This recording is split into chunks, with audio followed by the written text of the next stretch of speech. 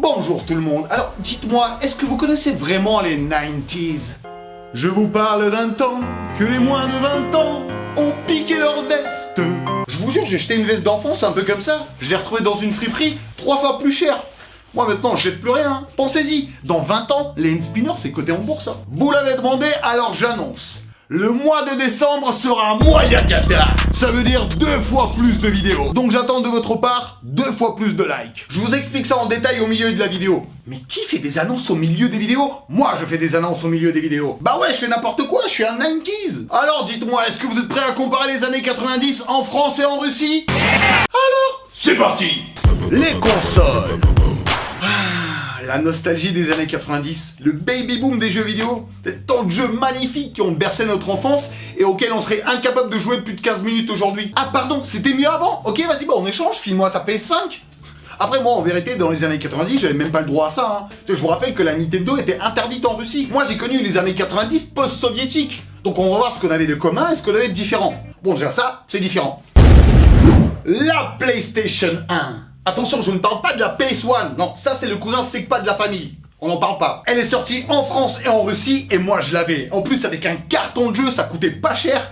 Et quand je suis arrivé en France, j'ai voulu m'acheter un jeu, j'ai halluciné. Un jeu, ça valait plus cher que ma console.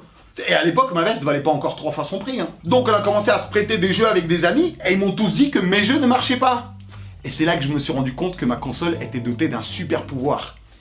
En fait, elle était capable de lire, non mais pas lire dans les pensées, lire les jeux gravés. En fait, les plays russes sont toutes pucées d'origine. Donc tu peux lire tout type de CD, et même les gravés.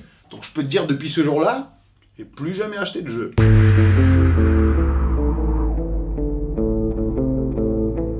J'ai débarqué en France avec une paire de chaussettes, un coupe-ongle et une PlayStation 1 pucée dans le baluchon.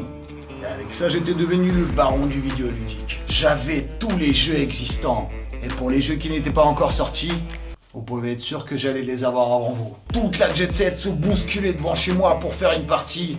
J'étais plus connu que ce putain de Crash Bandicoot. C'était les années folles. Avant que les fédéraux viennent fouiller là-dedans. Daniel Lewis. Je me rappelle de ce mec, il était intelligent, donc on a travaillé dur pour l'attraper. Ils ont sorti la PlayStation 2. J'ai rien vu venir. En plus, j'avais pas les moyens. Voilà ce qu'on appelle un game over. Mais t'inquiète même pas que c'est pas grave, je viens de choper une PS5 pucée mon pote. Tu veux quoi comme jeu? Je te le grave, je te le donne, tu me le dis dans les commentaires. Mais il y avait pas que ça qu'on avait en commun. On avait aussi la Sega Mega Drive. Attention, moitié console, moitié harmonica. Je vous jure, il fallait rouler une pelle à chaque cartouche avant de jouer. Je t'aime. Veux-tu bien marcher?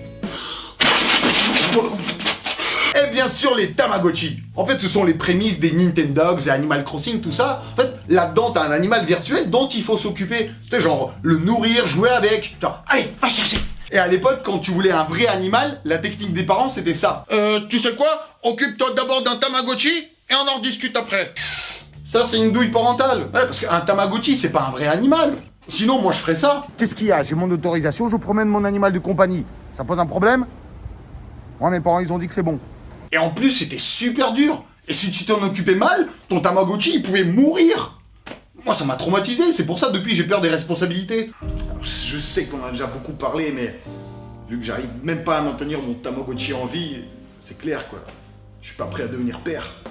Donc, fiston, ce que tu vas faire, c'est que tu vas ramasser tes affaires et tu te barres de chez moi. Mon papa, moi je t'aime. On n'est même pas sûr pour la parenté encore. Parce que Tout le monde il dit que je te ressemble, que je suis moche comme toi. non, chut, tu pars. Tu sais quoi? Je l'aime plus que toi. C'est lui mon vrai fils. Allez, on va faire du vélo.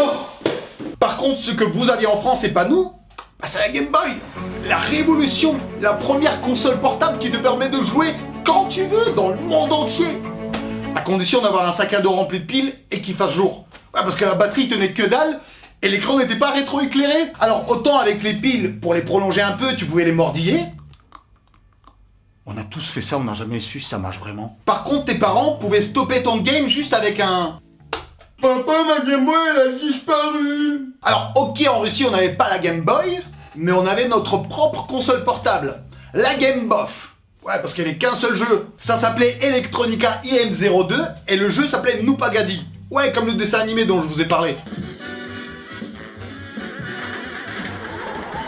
Bon, le gameplay il casse pas trois pattes à un canard, déjà parce que c'est des poules qui pondent des œufs et un loup doit les rattraper.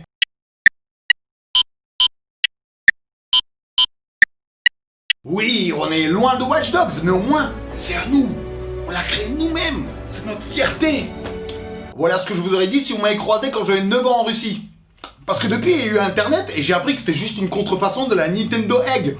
Super, hein, ça valait le coup d'interdire la Nintendo. Regardez, même visuellement, ça se ressemble. Et en plus, c'est exactement le même jeu. C'est un loup qui doit attraper des œufs. Ils ont dû voir un loup, ils se sont dit « Eh, mais nous, on a un dessin animé avec un loup et un lapin, là. » Du coup, ils ont viré la poule, ils ont sorti un lapin du chapeau et hop, comment bercer un pays entier. En plus, il y avait une rumeur autour de ce jeu qui disait que quand t'arrivais à 1000 points, t'avais accès à un dessin animé secret. Mais personne n'a jamais vu car personne n'est jamais allé jusqu'à 1000 points. Il était super balèze le jeu. Et bien sûr, les créateurs l'ont démenti, mais plusieurs années après. Merci les gars, hein. Et vous pouvez pas le dire depuis le début.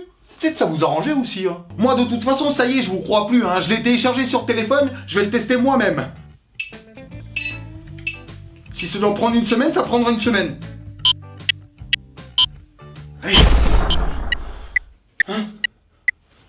Je suis où là? Oh non, non, non, vous êtes pas sérieux là, les gars, attendez. Moi j'ai jamais su jouer. Sortez-moi de là, quelqu'un. Moi Yagada. Comment va se passer ce mois Yagada? Alors déjà, il y a 2 fois plus de vidéos, les jeudis à 18h et les lundis à 18h. Vous vouliez plus de France vs Russie? Pas de soucis, il y en aura tous les jeudis. Et même mieux, sur la vidéo du pain, je vous ai demandé mon poids en like. Et ça y est, vous l'avez dépassé? Bravo à vous. Et vu qu'il y a énormément de choses à dire sur les années 90, j'ai déjà envie de faire une suite. Et si vous êtes vraiment chaud, et qu'il y a 90 000 likes sous ces vidéos avant lundi 18h, le numéro 2 sortira lundi à 18h. Allez, c'est à vous de jouer. On l'a déjà fait en plus, alors me décevez pas, hein. Parce que moi j'ai déjà commencé à préparer la vidéo là. Bon mois Yagada à tous. Les jouets. On est au mois de décembre, donc on ne peut pas ne pas parler de jouets. Joyeux Noël! Ça se voit, t'as pas trop fêté ça, toi. Eh bah, dans les années 90, les jouets étaient encore plus populaires que les consoles. Il y a des objets qui ont marqué le monde entier, comme par exemple le ressort Endomania. Ouais, quand t'es intelligent, tu l'appelles comme ça. Moi, du coup, je l'appelais l'accordéon des pauvres. Le geste, on dirait que t'es en constante hésitation. Je sais pas. Le yo-yo. Vous savez que c'est un des jouets les plus anciens du monde. Putain, c'est ouf, ce truc a été entre les mains de Ramsès II et de Mathieu Pichet, ton copain de CM2 qui mangeait ses crottes de nez.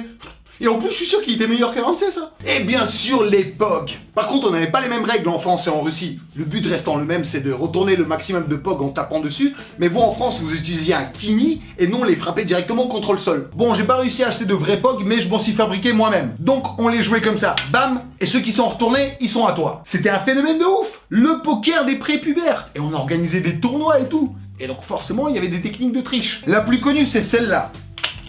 Oh! T'as vu quelque chose? T'as rien vu. Allez, je vous le remets ralenti x 1000. En fait, fallait sortir son pouce au dernier moment et c'est lui qui retombe toutes les POG. Le pouce de Maradona. Par contre, dès que tu voyais quelqu'un faire ça, fallait crier « Joue là, joue là !» Ça veut dire triche. Des fois, on l'entendait de l'autre bout de la ville et on courait tous pour savoir qui c'est qui est en train de tricher. Ah, c'est chaud, hein. Le mec était directement fiché « Joue là !» Exclusion des cours de récré et des bacs à sable, plus interdiction de passer le bac et le permis pendant 5 ans. Bon, ça va, on avait 8 ans. Et en France, c'était quoi les techniques de triche avec le kini? Tu me le dis dans les commentaires. Un truc qui a pas réussi à percer en Russie, c'est les albums Panini. Je comprends pas. Moi, il est très bien mon album à Panini. Bon, je crois que vous avez compris mieux que moi de quoi je parle. En fait, les albums Panini, c'est des albums de collection de photos de joueurs de foot. Les images, tu pouvais soit les acheter dans un magasin par pack de 10, mais tu savais jamais sur quoi t'allais tomber, soit tu pouvais les échanger ou les gagner un peu sur le même principe que les POG. Ce qui est ouf aujourd'hui, c'est que certaines cartes coûtent une fortune. Et à l'époque, personne ne pouvait le deviner. Et moi, j'ai gardé mon Walkman et des cassettes. Ça vaut toujours que dalle, hein. Et histoire vraie, je vous jure, le grand-père d'un pote a échangé un terrain de 1 hectare en Turquie contre un vélo. Ouais, c'était le début des vélos, c'était super populaire. À l'époque, il pensait faire une bonne affaire. Hein. Ouais, bon, mon pote, il a moins rigolé quand il a vu l'héritage. Hein. Maintenant, il vit comme ça. Et moi, ça me stresse. Je me dis que chez moi, il y a peut-être plein d'objets qui vont valoir une fortune plus tard, mais je sais pas lesquels. Peut-être même ce cure-dent, tiens. Allez, hop. Moi, j'ai envie que mes petits-enfants, ils soient fiers de moi, hein. Fazol? Fazol l'étranger, que m'apportes-tu? Je voulais savoir combien je pouvais tirer de cet objet. C'est mon arrière-grand-père qui m'a transmis ça. Apparemment, ça daterait de 2020. Fais voir ça. Oh mon Dieu! Mais c'est un trophée de youtubeur! Mais depuis qu'ils ont sauvé le monde de la 3e guerre mondiale et ont tous disparu depuis, Cet objet n'a pas de prix, ça vaut une fortune. Oh non, c'est celui de Daniel le Russe. Merde. Si tu veux, je te l'échange contre une Play 5, à la limite, quoi, ça vaut plus rien non plus. Et en Russie, on avait des jouets du Turfu. Enfin, ce que eux, ils pensaient que ça allait devenir le Turfu. On avait le tout premier Need for Speed.